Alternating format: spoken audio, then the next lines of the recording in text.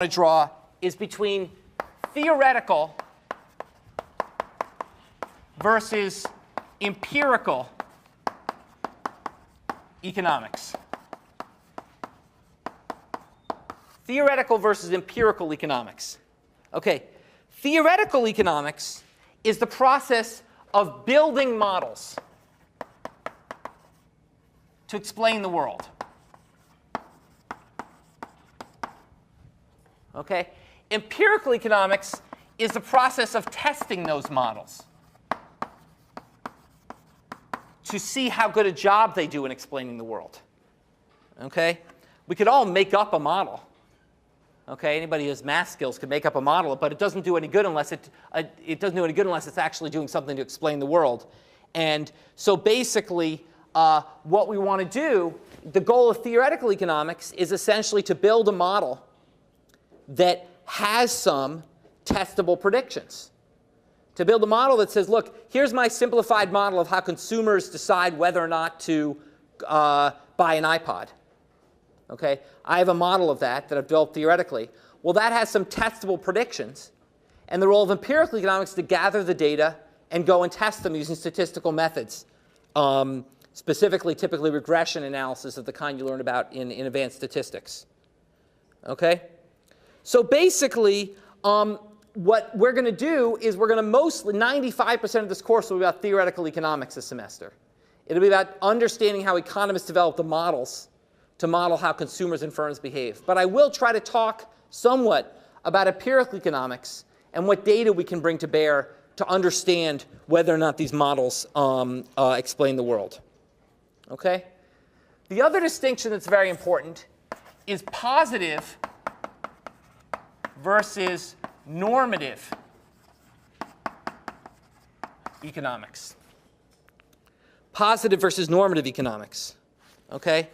And this is the distinction between the way things are, which is positive economics, and the way things should be, which is normative economics. The distinction between the way things are and the way things should be. Okay? So let's consider a great example of microeconomics at work, which is auctions on eBay. Okay? Auctions on eBay, economists love studying auctions on eBay because it's a textbook example of what we call a perfectly competitive market, which is what we'll focus on this semester. A perfectly competitive market. Okay? And by that we mean that basically, producers in this market offer up their good to a wide range of consumers. Okay? A number of producers offer up their good to a wide range of consumers. Okay? And the consumers bid up the price until the person who has the highest value for the good gets it. So price serves exactly the signal it should in allocating goods. Okay? So really, eBay is really sort of about this third thing of who gets the good. Okay? I offer my, my alarm clock or whatever on eBay, okay? And then people bid on that, and whoever values that the most, that rare John Gruber alarm clock the most, they get it, okay? So it's a perfect textbook example, okay? And basically, because on eBay, the price is used, or now with also StubHub and concert tickets, the price is used to allocate the good to the person who wants it the most, okay? Now, a recent example of an auction on eBay got a lot of attention, not so recent anymore, a couple years ago. Someone tried to auction their kidney on eBay. Okay? Someone offered their kidney for auction on eBay. They said, I have 2 kidneys. I only need 1. So I'm going to auction my kidney. You pay for me to fly to wherever you need my kidney, and the operation, they take it, I'm going to give it to you, and that's the way it goes.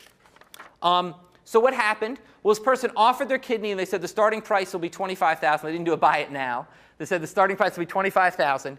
And the bidding went on. The price got to $5 million before eBay shut it down. eBay shut the auction down. And eBay said, no, in fact, you can't do this. Now, there's 2 questions here. The first is, why did the price of the kidney go so high? That's the positive question. The positive question is, why did the price of the kidney on eBay get so high?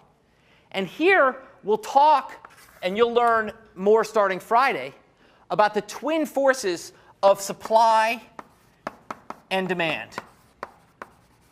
The twin forces that drive the economy of supply and demand. And you'll talk more vigorously about these on Friday. Basically, they're what they sound like. Demand is how much someone wants something. Supply is how much of it there is to have. And the intuition here is unsurprising. Okay? The more that